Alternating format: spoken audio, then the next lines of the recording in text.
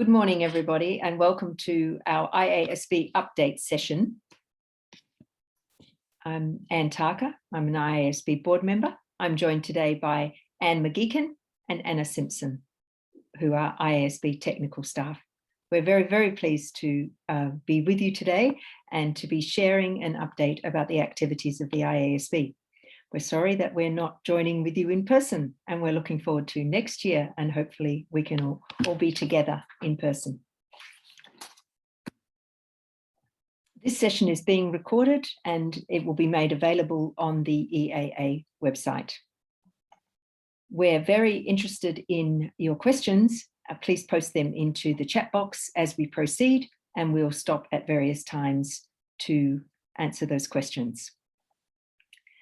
Anne McGeachin and myself have to leave 15 minutes before the end to go to the IASB board meeting and talk about primary financial statements. Anna Simpson will be joined by Laura Kennedy, IASB technical staff, and they will continue the presentation and answering your questions. So thank you very much. We will now begin our slide deck. Anna, if you can put it back to PowerPoint, please. It's gone off PowerPoint. Right, let me tell you what we'd like to cover today. So firstly, Anne McGeachin will talk to you about two major projects: the Targeted Standards Level Review of Disclosure and Management Commentary. After that, I'm going to talk to you about four other major projects. And we have lost the slides. They're coming back again. After that, I'm going to talk to you about two major projects, and then Anna will take the third session. She'll talk to you about the PIR of 10, 11 and 12 that's in progress. Also the upcoming PIR of IFRS 9. She'll also comment on the IASB's response to COVID, the agenda consultation that we've got open, and also the sustainability, the trustees consultation on sustainability reporting. So I'm handing over to Anne McGeachin. Thank you, Anne. Thank you, Anne. Anna, I'm seeing on my screen a sort of a presenter view rather than an audience view. It's fine, I don't mind it, just to let you know. Yes, we're going to start by looking at two major projects that the board is currently looking at. In fact, they are both just open for comment. The Targeted Standards Level Review of Disclosures was published a few months ago, and management commentary is, I believe, going to be published today. I hope I've got that right, and I hope we actually do manage to publish it today, but that is, I believe, the plan. If we start with the Targeted Standards Level Review of Disclosures, which is quite a mouthful as the title of a project, I have to admit. Anna, if you move on to the next slide. So disclosure is a topic that the board's been thinking about for a number of years. The board's identified a broad problem with disclosure in financial statements. Essentially, there's three parts to this problem. There's insufficient relevant information in financial statements, too much irrelevant information, and then ineffective communication of the information that is provided. And the board has already undertaken a number of projects to focus on specific ways it can help to solve that problem. And one example was making targeted improvements to part of IAS 1. Anna, if you could click again. So in this session, we're going to be concentrating on the Targeted Standards Level Review of Disclosures. And this really forms the board's central response to that overall disclosure problem that I described. So if we go on to the next slide. So this is where we are in the project. The ED was published in March 2021. It's out for comment until the middle of October 2021. I would encourage as many of you as possible to put in comment letters. We always appreciate receiving comment letters from academics. You give a very distinctive view you know, objective, not with vested interests. It's always good to hear from you. So please, if you have the time, send in your views. Okay, the next slide. So the board developed this project in response to feedback that we've received about the underlying causes of this disclosure problem. And so the first thing that we were consistently told that companies and auditors and others approach disclosures in financial statements like a checklist rather than approaching judgment. Second, almost all stakeholders that provided us with feedback tell us that the disclosure requirements in the IFRS standards are one contributor to that problem. For example, many think long lists of descriptive disclosure requirements make it difficult for companies to apply judgment. And effectively that enforces the checklist approach.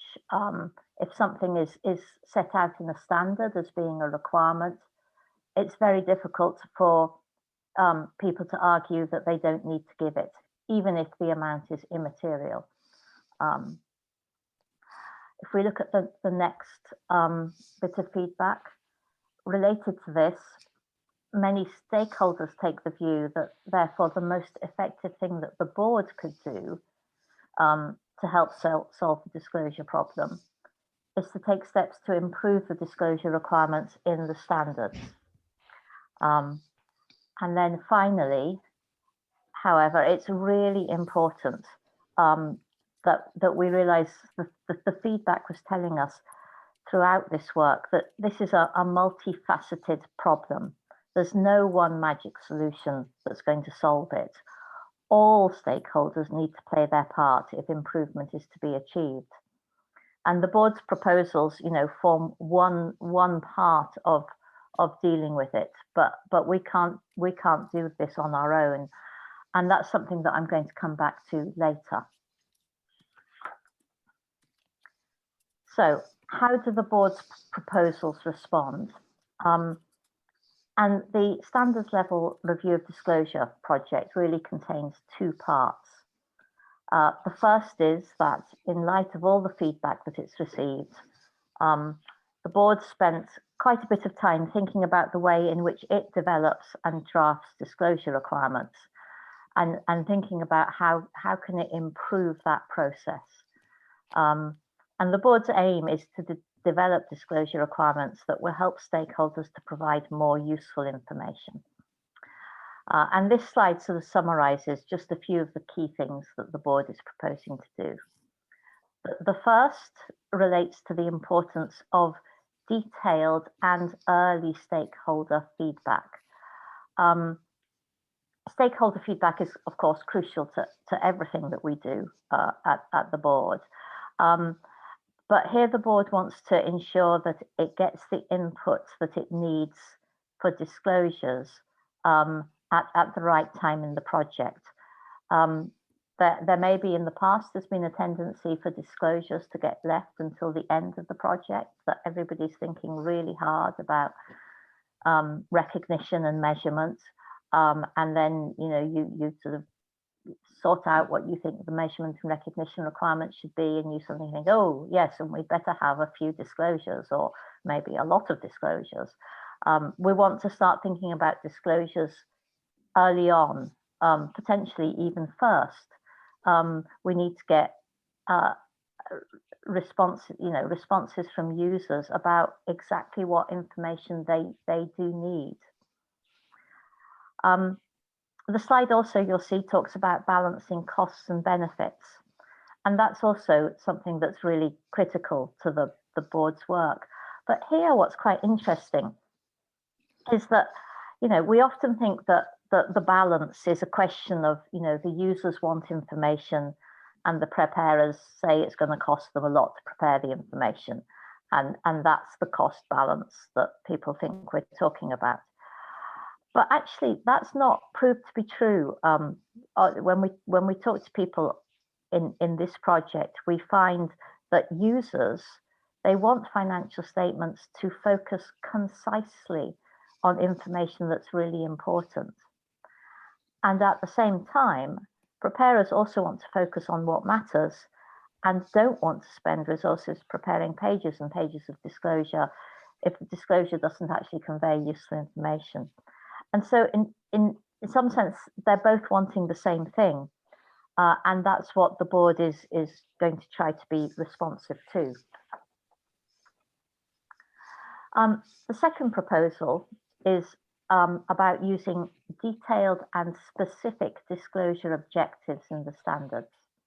Now, the point about these disclosure objectives is that they explain not just what information users want, but why they want it, and importantly, what they're looking to do with it. So, for example, what analysis are they looking to perform? And the purpose of setting up objectives like this is to help companies understand the point of the different disclosures. And that should help them make more effective judgments about what to disclose and indeed what not to disclose. And then finally, I want to mention a point about language. The board's proposing to typically focus the compliance requirements, so where we say in a standard an entity shall disclose, using the word shall, to focus that on disclosure objectives. So in order to achieve or assess compliance with the disclosure objectives, stakeholders will have to ask themselves whether the information disclosed is sufficient to satisfy the investor need that's described. And we hope that that will result in stakeholders applying judgment in order to do that assessment and not just relying on a sort of checklist, a list of disclosures that's required. Okay, so on the next slide, everything that I've talked about so far describes a proposed new approach to developing and drafting disclosure requirements in the standards. And we refer to that as guidance for the board. So part of this project is developing guidance for the board so the board can, in future standards, develop better disclosure requirements. And this represents a potentially significant change to the way the board does things, and therefore it needs to be tested thoroughly. And so in the second part of the project, the board selected 2 standards to do that testing. And in selecting the standards, the board deliberately chose standards that contain many of the issues that stakeholders describe about disclosure requirements. So the 2 standards that we chose are IAS 19 on pensions and IFRS 15 on fair value measurement. Having selected those 2 standards, the board applied the approach I've just described and went through the disclosures in the standards and thought, well, if we were applying this new approach, what disclosure objectives would we come up with? In doing that, the board spent time talking to stakeholders, talking to users about their detailed information needs. And the board used that feedback to develop detailed and specific disclosure objectives and to come up with new disclosure sections for both IAS 19 and IFRS 13. Having done that, the board put everything together into an exposure draft and put the exposure draft out for comment. Before I talk a bit more about the 2 test standards that we've looked at and the exposure draft, I just want to highlight a final important point about the guidance for the board. The board sees the guidance as part of a sort of iterative process and expects to keep learning and making improvements as we go. So we have been working on IAS 19 and IFRS 13, and we learned some lessons, and as a result of that, we improved the guidance for the board guidance. And we would expect to go through that same process when we get the feedback on the exposure draft. So Have we lost the slides?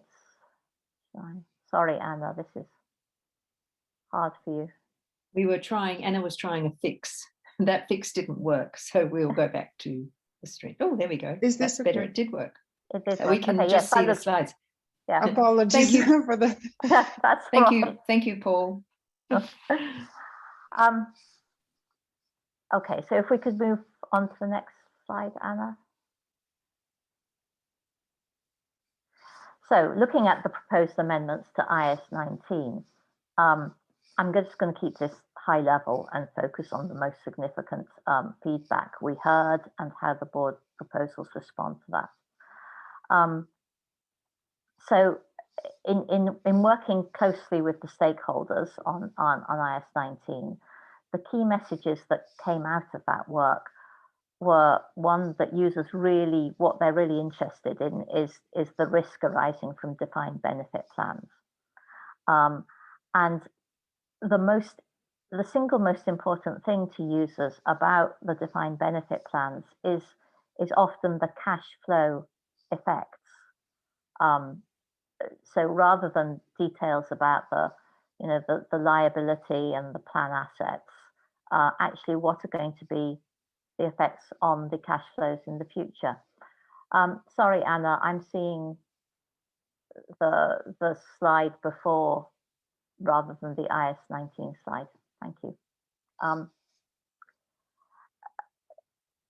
Another problem we hear about the pension disclosures is that the communication just is very ineffective, because users, acknowledge that they get pages and pages of detailed pension disclosures, but they can't really piece the information that they're getting together, and they don't really understand how that relates to the primary financial statements.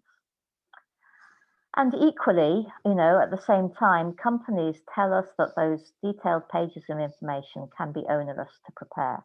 So, there's clearly something not quite working about the disclosures in IAS 19. The board's proposals respond directly to the feedback. So the proposed detailed disclosure objectives focus on risk exposures and on the cash flow effects, and on the need to communicate information in a way that enables users to navigate the information they're receiving and understand it. Some people we've heard describe this as an executive summary, that's what needs to be given, something that gives users, what they need in a concise form that they can understand. If we move on to the next slide. So moving on to IFRS 13, we heard quite different messages actually about the disclosures in IFRS 13. And here it's been really mostly about materiality. Users say they get, again, pages of information, but it's about immaterial fair value measurements. And they don't get very much information about the fair value measurements that they regard as significant. And again, at the same time, companies tell us that the pages of information that they prepare, that's quite an onerous burden to prepare. And they say that users rarely ask any questions about them. So they feel that they're preparing all this information and maybe it's not very helpful or not being used. So it's the messages we've heard, it's not so much that the technical content of the fair value measurement disclosures is the wrong content. It's more that the information isn't given about the most useful population of items. So in testing the guidance for the board here, you could say that one measure of success would be a set of disclosure requirements that helps companies to make meaningful materiality judgments. So it helps them to focus their information on the fair value measurements that users are actually interested in.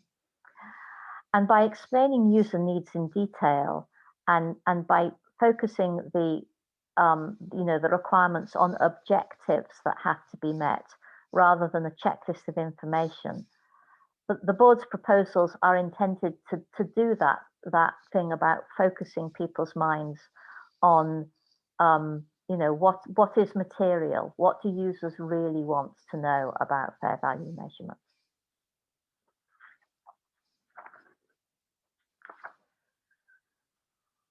So moving on, what stakeholder input is the board looking for?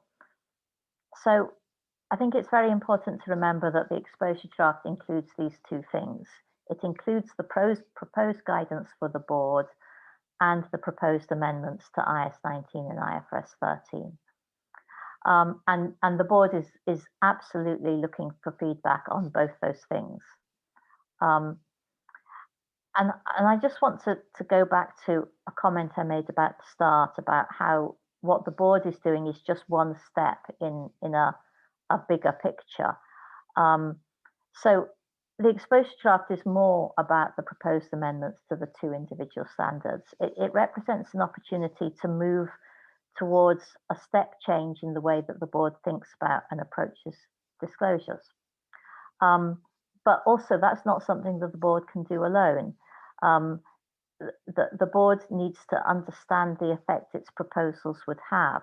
So, for example, are the proposed detailed disclosure objectives in IAS 19 and IFRS 13 specific enough to enable companies to make meaningful judgments, and also to enable auditors and regulators to review those judgments?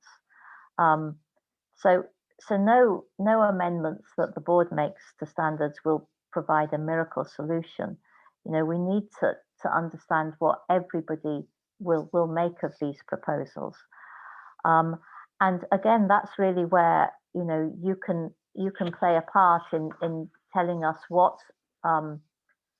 information you have from your research that would shed light on this. Are detailed disclosure objectives a good way forward compared to prescriptive requirements? It's something we'd be very interested in. And then finally, on disclosures, as well as asking you to comment on the ED, I want to publicize that there's a call for papers on disclosures from Accounting in Europe and the British Accounting Review. And that's being organized, you know, together with us. And we are inviting submissions of papers on diverse aspects of disclosure, including areas of specific interest to the board, and drawing on diverse research methods and approaches. More details are available using the link on the slide. So please do go and look at that call for papers. Okay, and then before moving on, do we have any questions on the disclosure? No, Anne, we don't have any questions. So I think in the interest of time, we could just move on to management commentary. Thank you. So the second project I want to talk about is our project on management commentary. Again, this is very timely because I think it's going to be published today. What is the board doing in this project? So the IASB issued a practice statement on management commentary in 2010. But since then, there have been changing information needs and many developments in narrative reporting. But the board's research indicates that management commentary maybe is not keeping up with the changing information needs or the developments. And in particular, we've identified that the management commentary is failing to focus on matters important to the entity's prospects by failing to give material information or obscuring material information with immaterial information, contains too much generic information, focuses on short-term matters, and doesn't include sufficient discussion of things about systemic risks or strategic challenges. You know, the matters that are of increasing importance to investors and creditors, information about intangible resources and relationships, and ESG matters aren't being covered in the best way that they could. So if we move on to the next slide, what is the IASB aiming to achieve?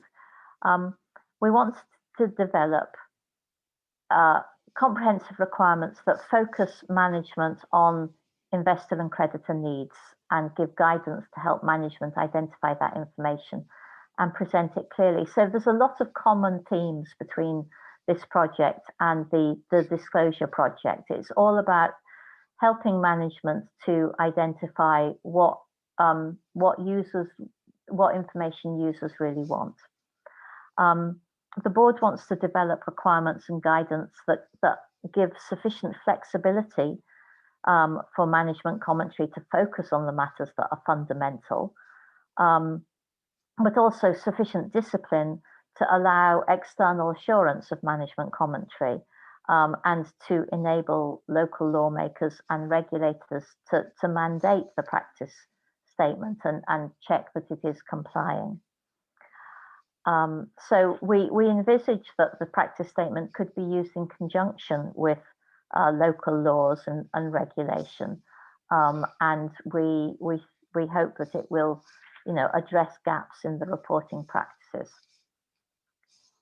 So on to the next slide. So what are we actually proposing? This slide gives a picture of the structure of the exposure draft, and what the exposure draft does is it sets up, very similar to the disclosure project, comprehensive objective-based. It's a comprehensive objective-based framework. So it sets an objective for management commentary. It then identifies the areas of content that need to be discussed in management commentary and gives disclosure objectives for each area of content. And then in addition to that, it gives guidance on how to select and present information to satisfy those disclosure objectives that it set up. And we'll look quickly at each area in turn. So firstly, looking at the objectives of management commentary. There, the objective of management commentary is to give information that enhances understanding of the company's financial statements and that provides insight into the company's ability to create value and generate cash flows. So we're looking both at what has happened and what might happen in the future. And because we're looking at what might happen in the future, management commentary is going to include more discussion and analysis and more forward-looking information and non-financial information than you get in the financial statements. The objective of management commentary is linked to the objective of financial reporting in the conceptual framework through the definition of material information. And so that identifies the need to focus on the primary users, which are investors and creditors, and to provide information for their assessments of future cash flows and stewardship. And those assessments are the end goal of the information in management commentary. The aspect of understanding what's in, enhancing what's in the financial statements is well understood, but this aspect of providing insight into the ability to create value and generate future cash flows is what we're going to talk about a bit more.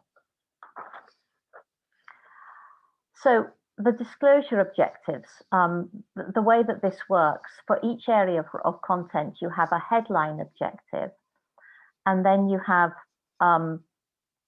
assessment objectives, which are based on the information needs of investors and creditors.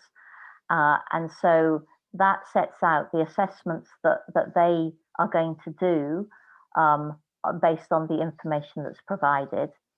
And then there's specific objectives that lead to the provision of information so that investors and creditors can make that assessment.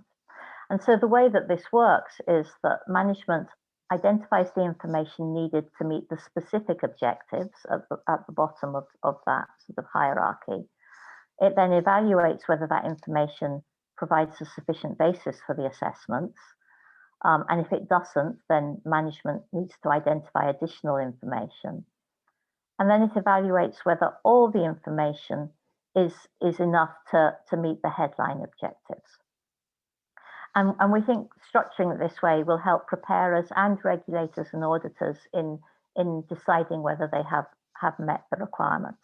And as I say, it's very consistent with what we're doing in the disclosure project. So having a quick look at an example. So one of the content areas is the business model. And this is how these objectives work. The headline objective is to give information about how the business model creates value and generates cash flows.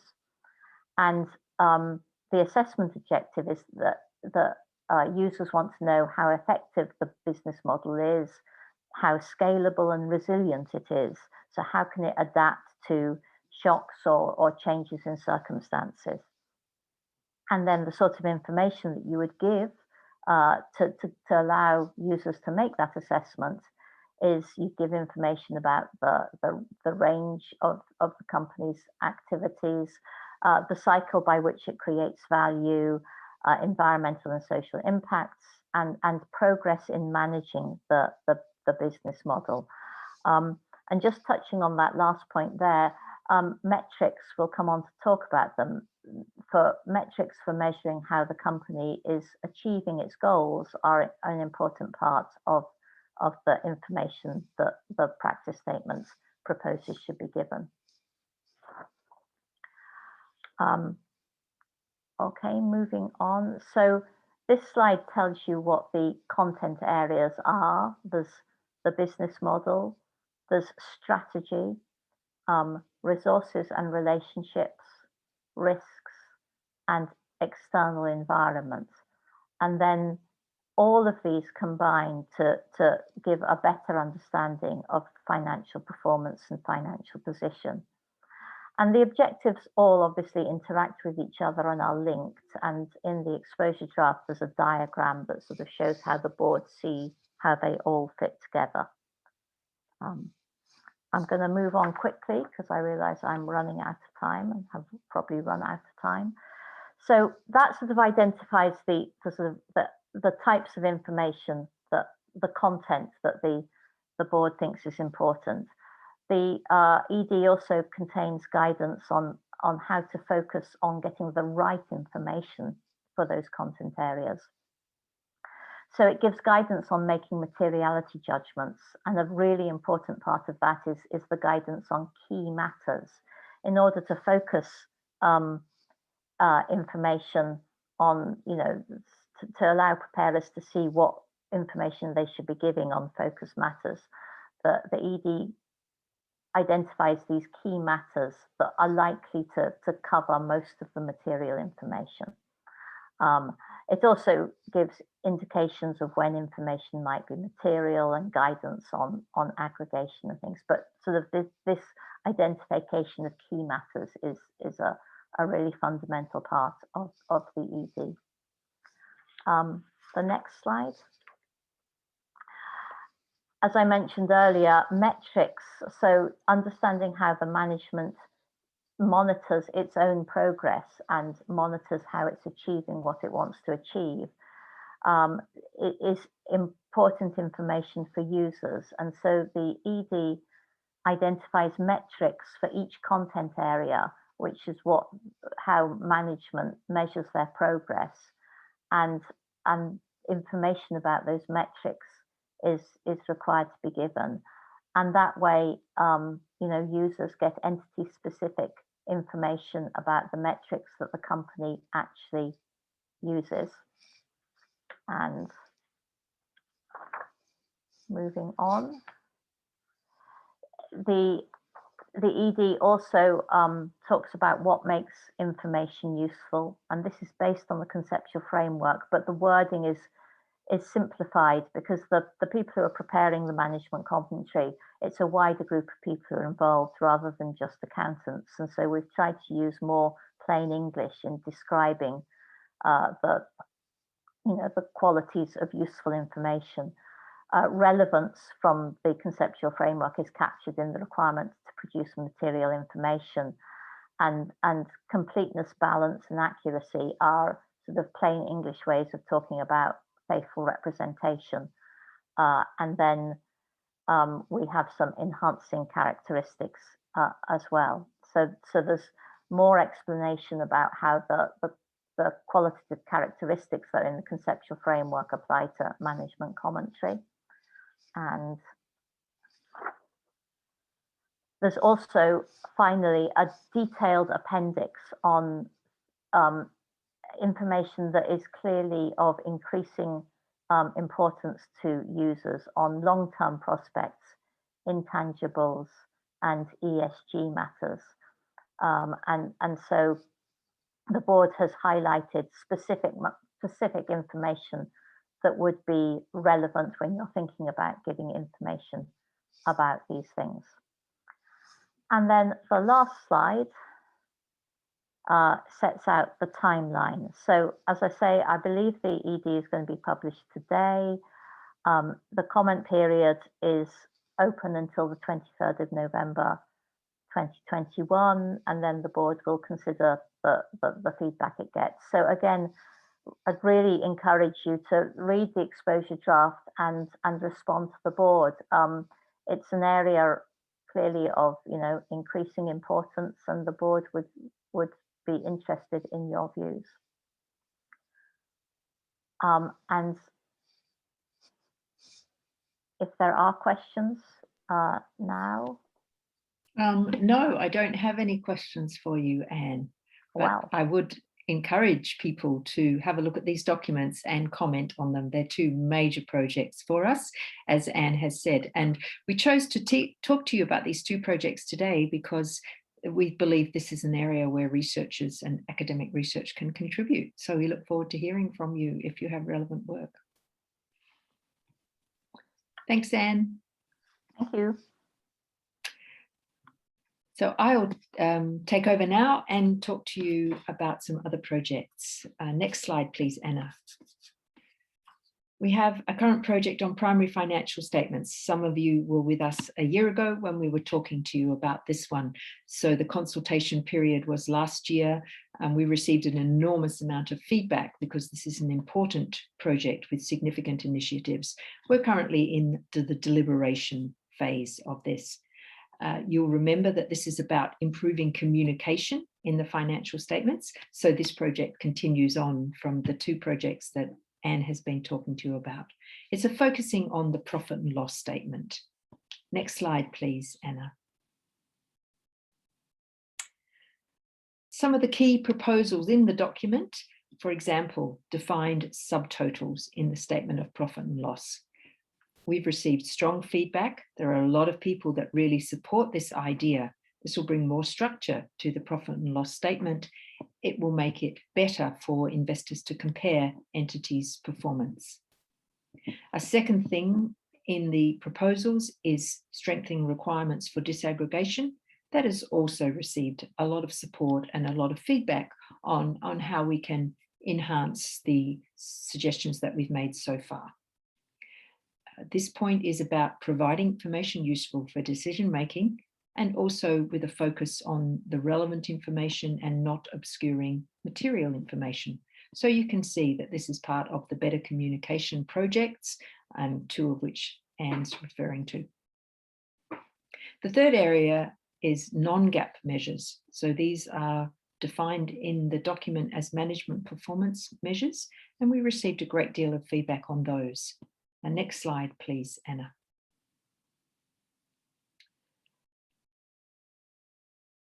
There are IFRS specified subtotals and totals, and after this project, there will be more of them. So in the middle there on the left, you can see IFRS specified profit and loss, operating profit, and so forth. In our proposals, we define MPMs, management performance measures, as those totals that have been modified. So an adjusted profit and loss, adjusted operating profit, and so forth. We received a lot of feedback and indeed a lot of support for taking MPMs and putting them in a note in the financial statements. So they're in one place. So there's more transparency, there's more discipline, they're audited. A lot of support for that. Indeed, there are many commentators who asked us to consider adding more things to our MPM list. So for example, the things on the right-hand side in this slide, people have asked for us to consider adding those, and we are in process of considering. I'm not saying that we're going to do it. I'm just saying the board is looking at it now. Next slide, please, Anna. So that was all for primary financial statements. I realize that was very brief. Please go to our beautiful new website. You can find lots of information. And we are exploring in detail the feedback, and we're looking, and as we speak, the board papers are coming out and we're addressing these. So if this is an area of interest for you and your research, please watch this space, because it's lots of things are happening. Second project to talk about, goodwill and impairment. Again, many of you know that there's been a major consultation via the discussion paper that was released last year, a consultation period, again, an enormous amount of feedback, and the board is now considering. So staff and board together having a look at the extensive feedback that we've received. Remembering, of course, the objective for this project, that it's about improving the information companies provide in relation to their acquisitions. There was a second consideration, which was whether anything could be done about the impairment test. So next slide, please, Anna. So you can see the objectives there, more useful information, but also reducing cost in terms of the impairment test. One of the things we have found out, considering the last 10 years with the impairment only model, is that it's quite complicated to do the impairment test. It's not a simple activity. And consequently, for some people, they consider that the benefits don't exceed the costs. Judgment is needed in many areas of financial reporting. So doing impairment testing is not the only area where judgment is needed, but we do recognise there are lots of judgments within the impairment test. So in this slide, we're illustrating for you the package that we put into the DP. So we asked people to think about all these things and to consider in their views which things the board should proceed with and those that they didn't support. But as you can see, looking at the slide, these things interact. So people's views on one issue are often affected by their views on another, or indeed their views are affected about what the board decides on another issue. So may we have next slide, please, Anna? So for example, one of the detailed and important proposals within the DP is about improving the disclosures on acquisitions. So we've heard that investors don't have enough information on which to evaluate companies' acquisitions. So this is about holding management to account for the capital that they've invested in the acquisitions. So a stewardship function here. And the argument is that investors don't have enough information to do that adequately. So there are several proposals in the DP about additional information. So how did people respond? Well, there's very mixed feedback on this. The disclosures are supported by many users. However, they are not supported by many preparers who say that there are issues in relation to cost, there are issues in relation to commercial sensitivity of the disclosures, but also the fact that many investments, many acquisitions are integrated into the operations. They're not kept separate, so it's difficult to monitor that performance. Now, we're aware of that type of feedback, and we do comment on how we think that would be accommodated in the DP. Next slide, please. Another big area of work is about simplifying the impairment test. So in response to the criticisms of the impairment test, the assessment of goodwill, subsequent goodwill accounting and impairment tests as too little too late, We've looked at, can we improve the impairment test? That's a big area of discussion. Other aspects of the discussion about whether the test could be simplified and therefore take some cost out of the system. So one of the things we looked at was whether the board could give some relief from an annual quantitative impairment test. And other things the board looked at were things like simplifying the way value in use estimates are calculated. Other things are using a post-tax discount rate and post-tax cash flows. So there's discussion on all those points. One of the things that's emerged from the feedback is that for some people, their view on an annual quantitative impairment test is linked to their view on amortization. So were the board to bring back amortization, they'd have a different view on the annual impairment test compared to if the board does not bring back amortization and stays with the impairment only model. So if this is an interest area for you, there's an enormous amount of research. Anna has recently completed a detailed literature review, building on other literature reviews that exist that we have explored. Indeed, in EAA seminars, we've looked at the Goodwill literature with Anna and with other members of EAA. So there's a lot of material there. If you are interested, you can access that literature review from our webpage and also from the board pages. Moving now to the next slide, please, Anna. The third project I wanted to mention is business combinations under control. Again, I think this is an important project because it's pervasive and it will affect many entities across jurisdictions. We're open for consultation now on this project, continuing to the middle of this year, after which point we'll take the feedback and so forth. This project is about filling a gap in IFRS standards because IFRS 3 has an exemption for business combinations under common control. IFRS 3 doesn't apply. And what we know is that there's great diversity in practice in terms of accounting for business combinations under common control, with some people making use of the acquisition method as per IFRS 3, and other people using some form of a book value method. Next slide, please.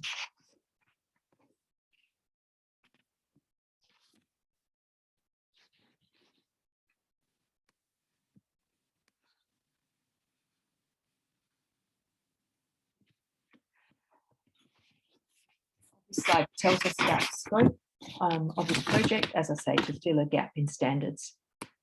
The transactions that would be within scope are all transfers of a business under common control. So common control, illustrated in the little diagram, entity P has control of A and B. And the company that's being transferred is company C, going from under B over to A. So the accounting that we're looking at is for the receiving company, that's company A, and it's typically in consolidated financial statements. Next slide, please.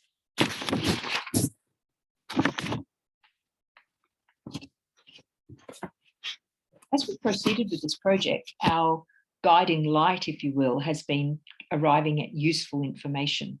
So what would be useful information for the primary users of the receiving company's financial statements? So that's company A, the receiving company. And so we thought about the users of information. Who are they? And what information do they require in this special situation of being under common control? So we're looking at this through a cost-benefit lens. If we think about who are the shareholders of company A, there could be non-controlling shareholders. There could be potential shareholders in the IPO situation, and there are also lenders and creditors to entity A. Now, all these primary users could have different information needs, and that's something that we've been exploring as we've looked at this project and deciding on the method. So it becomes a matter of deciding where to draw the line, because if we have external shareholders like non-controlling shareholders, they need the same sort of information as people need for an IFRS 3 business combination.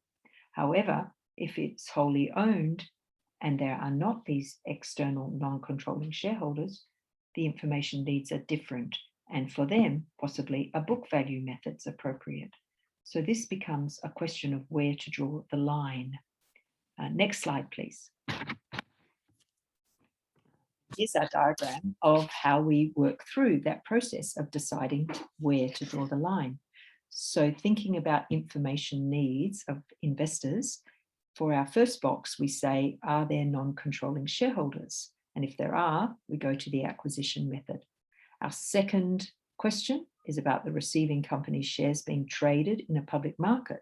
Again, acquisition method. However, because we're thinking about costs and benefits, we also ask some other questions, and they're related to related parties, or whether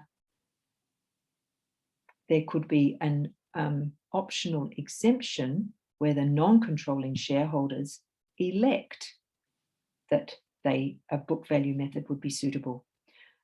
So that's what we're working through at the moment, open for consultation, very interested in feedback, and if people have papers, please get in touch with us, and we're very interested in the research in this area. Next slide, please. Fourth project, rate-regulated activities. It doesn't affect everyone as broadly as the other three projects, but still a very important project for entities in Europe and entities elsewhere.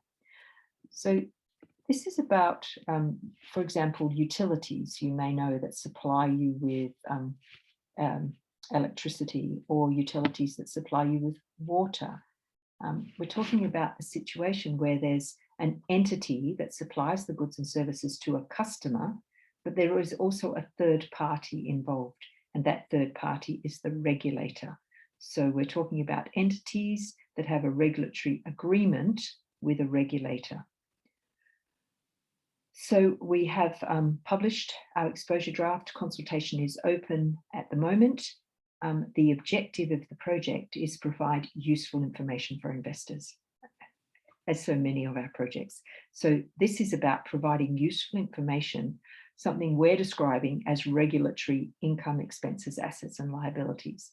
Because of the environment in which these entities conduct their business, there's additional information that investors need, additional to what is available through IFRS financial statements. So in these proposals, there is required recognition of regulatory assets, liabilities, income, and expense, and we've defined them and explained what we mean by them. The idea of the proposals is to reflect the compensation for the goods and services supplied in the statement of financial performance in the period in which the goods and services are supplied. So it's an accrual accounting idea. It's accounting to recognize compensation in the same period as the goods and services are supplied. Very much an accrual accounting concept. Next slide, please. So we're doing this project because we're thinking about investors and useful information for them. What happens in this setting is there becomes a timing difference, what's referred to as a timing difference, because the regulator allows the compensation in a subsequent period, not in the period when the goods and services are supplied. So it creates a timing difference. So we have a model here within this ED that will accommodate those timing differences that arise through the regulatory agreement. Next slide, please. All I was trying to show on this slide is how things might look under IFRS accounting presently, and what we might do, or what we do in the model. So without regulatory, the accounting that we're proposing in this model, we would not see the timing of the revenue to reflect when the goods and services are provided. So our model makes use of the regulatory asset and regulatory liability, and then working with regulatory income and expense, so that the revenue of the period does reflect the goods and services that have been supplied. Very high level and very brief, but if this is of interest, please have a look on our website. We've got many, many materials available both the detail in the ED, but also the accompanying documents that can explain how it works, the snapshot and those things. So I'm going to pause there. I have a question on MPMs. Anne, do you want to give me the question? Yes, well, there is a question. I wonder, Anna, it's from Anna Marquez. Anna, would you just like to unmute and ask it yourself? Sure. So, like you said, Anne, there's been some pressure, and I've seen it in conferences and discussions to include several subtotals, not just the other ones, right? Some people suggest that, oh, we need more subtotals. We should define more precisely what those measures are. And I understand that rationale, but on the other side, I'm also a bit afraid that if there's too much standardization, then we go, well, to the other end of the story, which is then the fact that the non-GAAP measures are built for each firm at each situation to take into consideration, I don't know, whether there's restructuring, a flood or a fire or something unusual is lost. So what I'm saying is it being considered that if there's too much standardization of these subtotals, then the unique information that used to come with these measures can be lost? Okay, so that is my first question. And I have another we'll take them one at a time. Let's do that one first. Yes, so with the idea of the operating profit, the default category of operating profit, that will mean everyone will produce a subtotal that's operating profit, which doesn't exist now. And the operating profits that do exist now are not comparable. They're just whatever people decided. So it'll be standardized in that way, in that it's a default category. There's very specific steps how you get to that. So the operating profits will be comparable across all the entities, which should be beneficial for investors.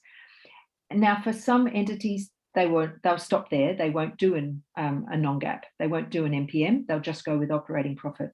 But Anna, to your point, I think that many entities will still do a non-GAAP or an MPM, because they'll go adjusted operating profit if they want to highlight something. And many of you know from your work and other research, I mean, a lot of it's about highlighting and saying, well, here's an operating profit, but I'd like to highlight, and I'm going to take out this impairment expense as a non-recurring item, and I'm going to take out this particular piece of revenue. Though of course that's quite rare, but you know, theoretically, I'm going to take out this piece of revenue because it's a one-off, it's not going to occur again. So I think there is some standardization, but I don't think non-GAAP's going away. I don't think it will go away. Yeah, so, because of how individual it is. That's what you're saying. It's so individual, yeah, exactly. The adjusting items. I don't think people will pass up on that. I think it'll continue. So second question, please. Second question. So given that there's the project on the management commentary, right? And I saw that the changes that Anne was discussing on that project. Has at some point been considered the fact that the managers may wish to provide this management performance measures or the non-GAAP in the management commentary, right? Because there's been a lot of discussion on, oh, if we give too much emphasis to these measures, again, the bias from the investors may occur, right? So, and so that's my question, if it has been taken into consideration or because absolutely. Look at the press releases, as you know, but it may very well be that then the firms move into the management commentary. Yes, absolutely. There's a lot of discussion on this because we know in some jurisdictions that is where the non-GAAP or the MPMs, but the non-GAAP is, the APMs or non-GAAP is in management commentary. It's in press releases, it's in management commentary, it's not within financial statements. So there has been a lot of discussion on this, but the feedback, there is a lot of support for putting the MPMs, the adjusted operating profits and so forth, in a note in the financial statements. And that support's coming from the investors because they'll now know where to find it. They won't have to go all over the place.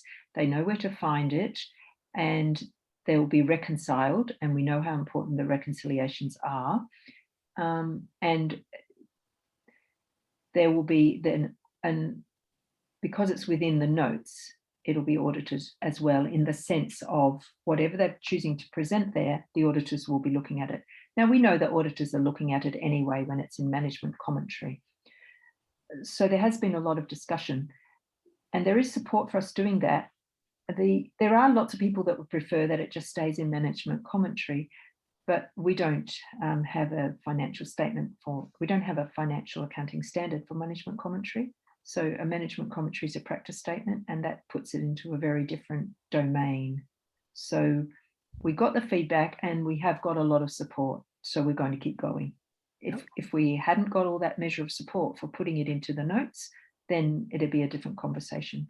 But certainly we've talked about the things you just raised, and there has been a lot of support. So we're still talking and going on, but we're definitely going in that direction towards a note. Thank you for your questions, Anna, and it's lovely to see you. And I think I have to stop because, yes, it's time for Anna Simpson to chat with you about some more things. So thanks, everyone. I'm going to hand over to Anna, and I'll say goodbye because I have to duck out shortly. Thank you.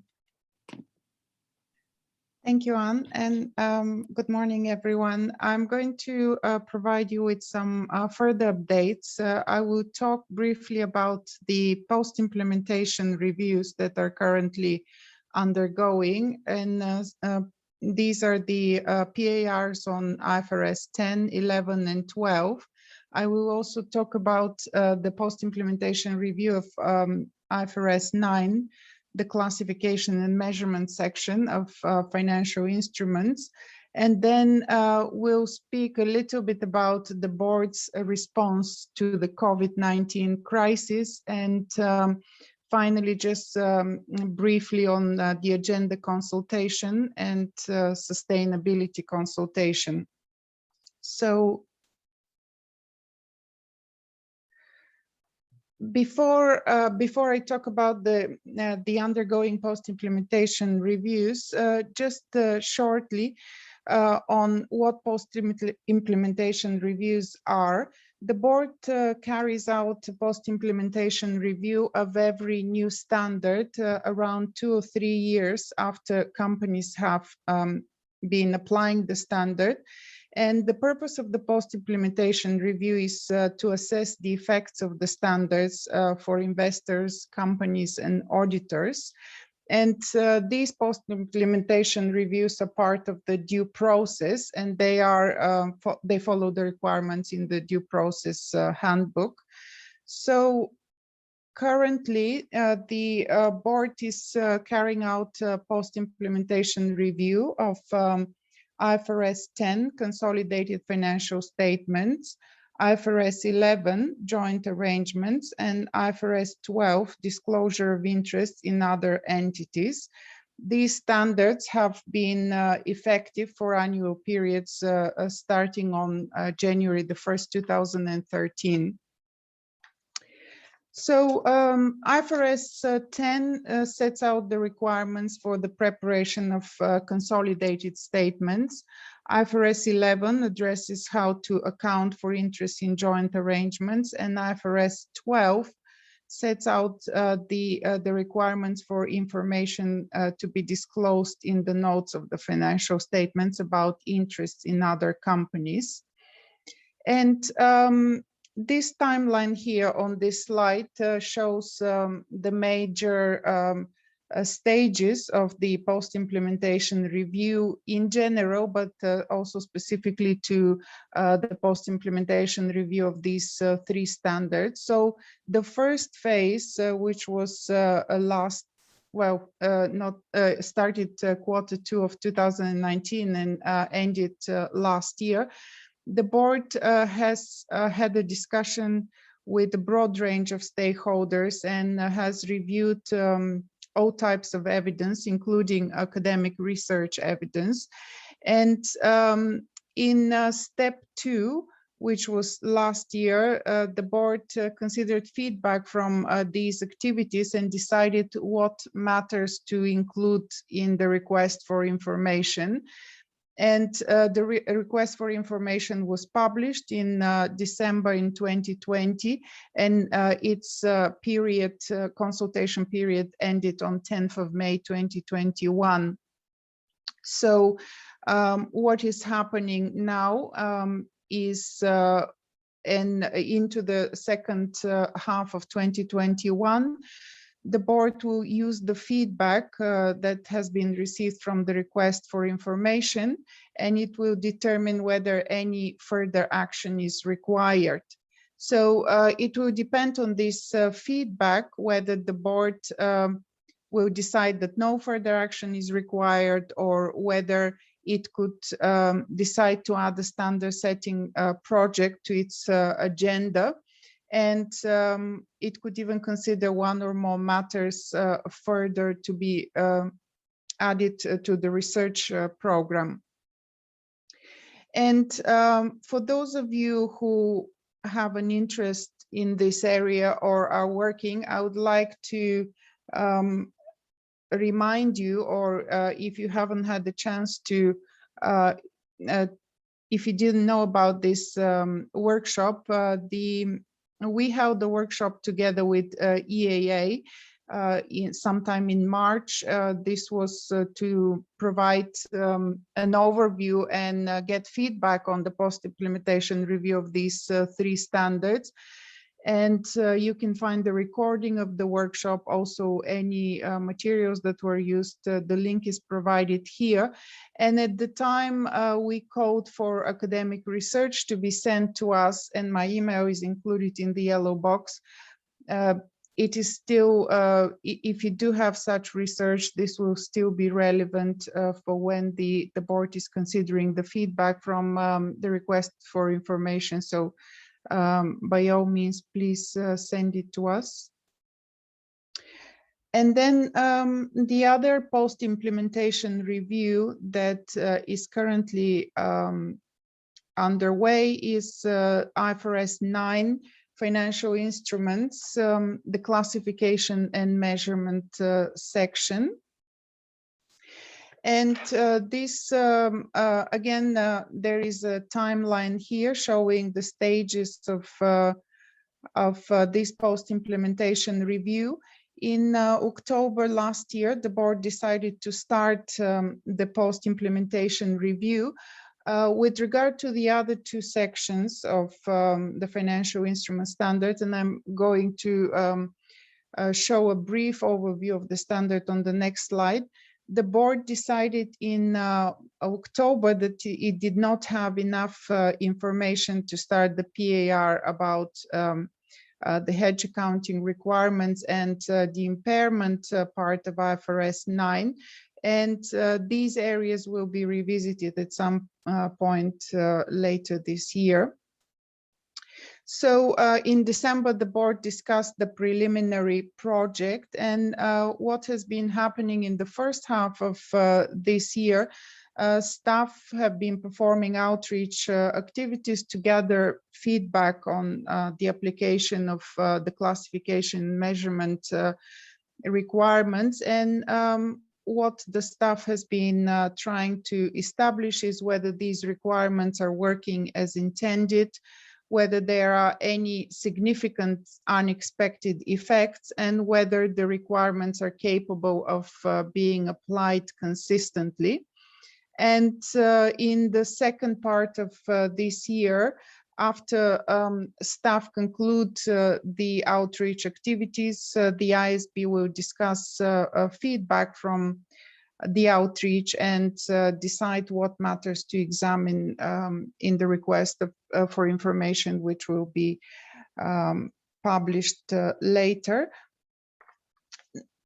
And now, because I mentioned the other 2 sections, I just want to put the classification and measurement section of IFRS 9 and the other sections into a bit of context. The standard has been effective since January 1st, 2008. In 2014, the board published the completed version of IFRS 9, which brought together the classification and measurement, impairment and hedge accounting phases of the board's project, and thereby replaced IAS 39. And IFRS 9 is built on a single logical classification and measurement approach for financial assets. And this approach reflects the business model in which the assets are managed and their cash flow characteristics. And built upon this is a forward-looking expected credit loss model that will result in more timely recognition of loan losses, and is a single model that is applicable to all financial instruments subject to impairment accounting. The standard also includes an improved hedge accounting model that better links the economics of risk management with its accounting treatment. And currently the board has an ongoing project on dynamic risk management, and entities can choose to continue using IAS 39 hedge accounting requirements while this project is still ongoing. So again, this is a reminder of an academic an initiative that we held. We launched that was aimed at academics. In January, we conducted a webinar and the purpose of this webinar was to provide some more information on the standard, but also to stimulate academic research. So in this webinar, we discussed some questions that could lead to potential research, which will be useful for the upcoming post-implementation review. Again, you can access the recordings of this webinar through our YouTube channel. This is a link on our website, and also the materials for these webinars.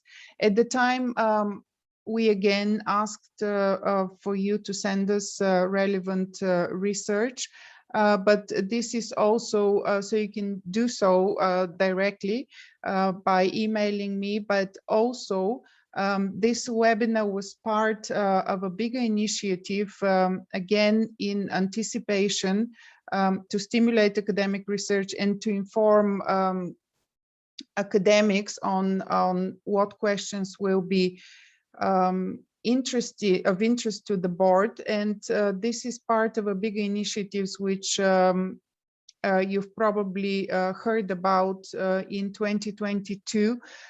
The IASB, the FASB, and the Accounting Review are holding a joint conference, and this is the at the bottom of this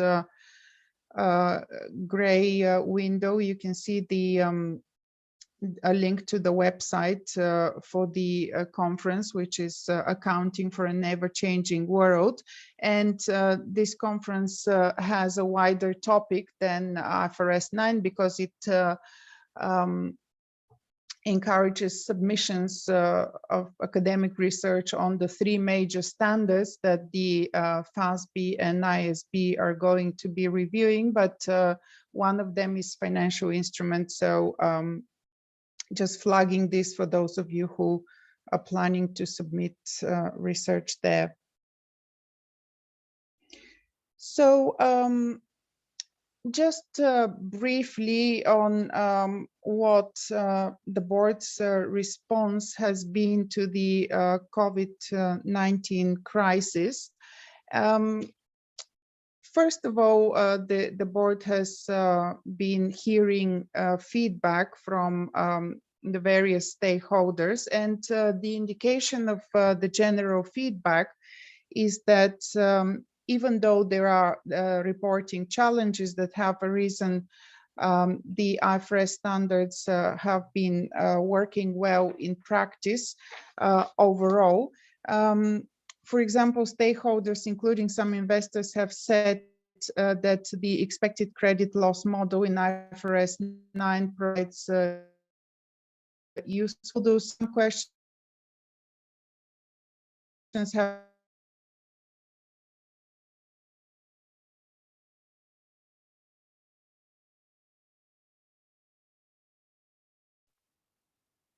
Anna, I think we've lost you.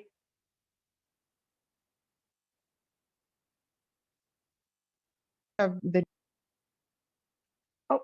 Anna, can you hear us? Can you hear me? Yeah, sorry, I think you cut out for about 30 seconds or so there. I will share the screen again. I'm not sure. Can you see my screen? Yeah, that's back up now. It's not on presentation view yet, but we can see it.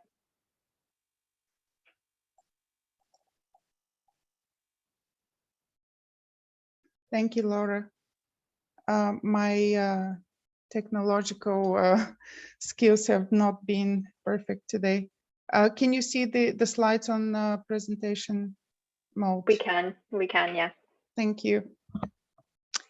So I was, I'm not sure at what point I cut out, but I was mentioning that a limited number of IFRS jurisdictions have introduced carve-outs of exceptions from IFRS requirements, for example, ignoring the effects of COVID-19 while making estimates, but these carve-outs or exemptions are very limited in nature and temporary, so the board is monitoring these developments. And financial reporting challenges have, of course, arisen in relation to the crisis, and mainly in relation to estimates. So the crisis has highlighted the need and the importance for reasonable and supportable information to be provided at the reporting date, and which is developed through a robust process, and obviously the importance of relevant and transparent disclosures. And the standard setting process, basically the board has had to do where necessary some urgent action, and I'm going to talk about and this has been mainly through publishing educational material to clarify the application of some standards, but also in the context of COVID-19 related rent concessions, the board has had to publish an amendment to a standard. So I will skip through this slide and just briefly talk about this example. The board has been informed that the evaluation of whether rent concessions are lease modifications and the related accounting for it, if they are lease modifications, can be practically difficult for leases because there was a large volume of rent concessions being granted during the pandemic. So the board issued an amendment to IFRS 16 in May last year to provide optional practical relief for lessees while still enabling them to provide useful information about their leases. And the board has also, in terms of supporting stakeholders, has had to advance, for example, some time-sensitive projects or defer the effective date of consultation documents, and the effective date of standard, or increase the comment period for consultation documents. So all these actions have been taken in support of stakeholders during the COVID-19 crisis. And before I move on to the slide on agenda consultation, I wanted to again highlight that all this information is available on the website. And as Anne mentioned, we have had a major reorganization of the website, and hopefully now it's much easier to find information if you go to ifrs.com/academics. So on agenda consultation, we had yesterday in the very beginning of the EAA Congress a session on agenda consultation, and its recording is going to be uploaded on the website of the EAA and also of the IFRS Foundation. So I'm not going to spend much time on this here, but this just gives you the context of the agenda consultation that is currently out for comment. So the board undertakes such a public consultation for its agenda and its work plan every 5 years. And this is the third time that the board is undertaking such feedback. And the objective of the agenda consultation is to seek feedback on the strategic direction and balance of the board's activities, the criteria for assessing the priority of financial reporting issues, and also receive feedback on any new financial reporting issues that could be added to the work plan. And even though the focus so far has been mostly on the third part, the other two areas that I just mentioned are equally important to get feedback on. And the responses to this consultation will shape the thinking of the board when finalizing its work agenda for the next 5 years. And in doing this, the board will use not only the feedback from the consultation, but also rely on its own expertise and experience. And this timeline shows how this agenda consultation will the process of the consultation will unfold. The request for information for public comment was published in March this year, and the comment period will end in July. And then the board will start deliberations in the last quarter of 2021 with the expectation to publish a feedback statement in the second quarter of next year. And this would, again, this consultation would help the board to finalize its agenda for the period 2022-2026. The new IASB chair, Andreas Barkov, is joining the IASB in July, as of July this year. So this will give him a chance to be involved in setting the agenda of the board for the next 5 years. And finally, just looking at the time, I want to briefly talk about the trustees' sustainability consultation. And firstly, how the two consultations are linked and how they're different. The agenda consultation is a consultation of the International Accounting Standards Board, whereas this trustees' sustainability consultation is part of the strategic review that is conducted by the IFRS Foundation trustees. And the aim here is to increase, expand potentially the role of the IFRS Foundation into sustainability matters, whereas the agenda consultation that is conducted by the board is to seek feedback on the areas that I discussed, but on financial reporting issues to be added to the work plan that is within the current scope of the board's activities. So the IFRS Foundation Trustees Sustainability Consultation was published in September of last year with a 3-month comment period, and it sought feedback on the demand for global sustainability reporting, whether questions such as whether the foundation should play a role in them, and if so, what would be the conditions that should be met. For example, whether there is support from authorities and regulators, how it will work with existing initiatives and so on.